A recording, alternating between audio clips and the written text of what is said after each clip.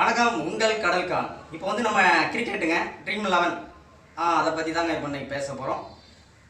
மகாராஷ்டிராவில் ஒரு சம்பவம் நடந்திருக்குங்க. இப்போ போலீஸ்காரங்களே வந்து மகாராஷ்டிராவில் ஒரு சம்பவம் நடந்திருக்கு.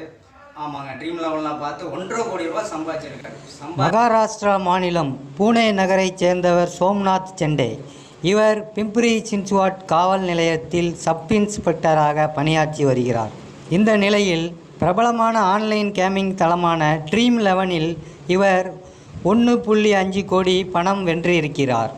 இந்த விளையாட்டு குறித்து பேசிய சோம்நாத் செண்டே, இந்த விளையாட்டில் வெற்றி பெற்ற பிறகு ரூபாய் 1.5 கோடி பணமெல்லாம் கிடைக்காது என்றே நினைத்தேன். ஆனால் செயலியில் பணம் வந்துவிட்டது. நேற்று ரூபாய் 2 லட்சம் பணம் பரிவர்த்தனை செய்தபோது ரூபாய் 60,000 குறைக்கப்பட்டு மீதம் 1,40,000 ரூபாய் என் கணக்கில் வரவு வைக்கப்பட்டது. மொத்தமாக வென்ற பணத்தை வைத்து எனது வீட்டு கடனை அடைக்க பயன்படுத்துவேன். மீதி பாதியை நிரந்தர வைப்பு தொகையில் முதலீடு செய்து அதிலிருந்து வரும் வட்டியை என் குழந்தைகளின் கல்வி செலவுக்காக பயன்படுத்துவேன் என குறிப்பிட்டார். ஆனால் காவல்துறையில் பணிபுரியும் போது இதுபோன்ற ஆன்லைன் கேம்களில் பங்கேற்கலாமா? இது அரசின் அனைத்து விதிகளை பின்பற்றுவதாகுமா? இந்த விளையாட்டு சட்டப்பூர்வமானதா? இவ்வாறு பெறப்பட்ட பணத்தை பற்றி ஊடகங்களில் பேச முடியுமா? இதெல்லாம் விதிகளுக்கு உட்பட்டவையா என பல்வேறு கேள்விகள் இருக்கின்றன.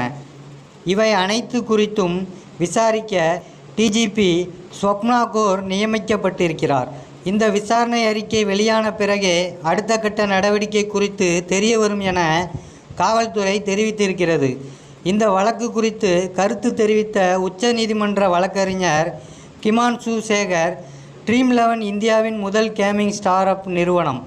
2008இல் நிறுவப்பட்ட இந்த நிறுவனம் தற்போது 110 மில்லியனுக்கும் அதிகமான பயனர்களை கொண்டிருக்கிறது.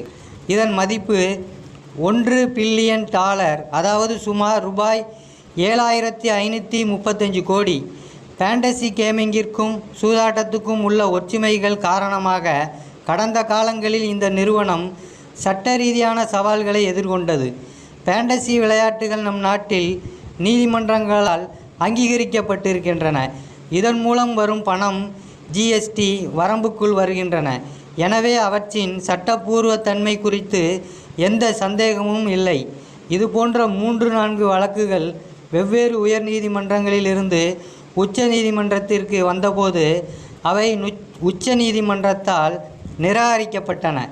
எனவே கற்பனை விளையாட்டுகள், திறமை விளையாட்டுகள் மற்றும் திறன் விளையாட்டுகள் நம் நாட்டில் சட்டப்பூர்வமானவை என முடிவு செய்யப்பட்டது.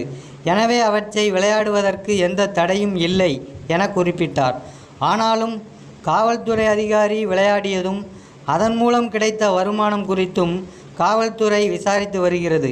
விசாரணைக்கு பிறகே இந்த வழக்கு குறித்து தெரிய வரும். ஓகேங்க, நன்றிங்க, வாழ்த்துக்கள்.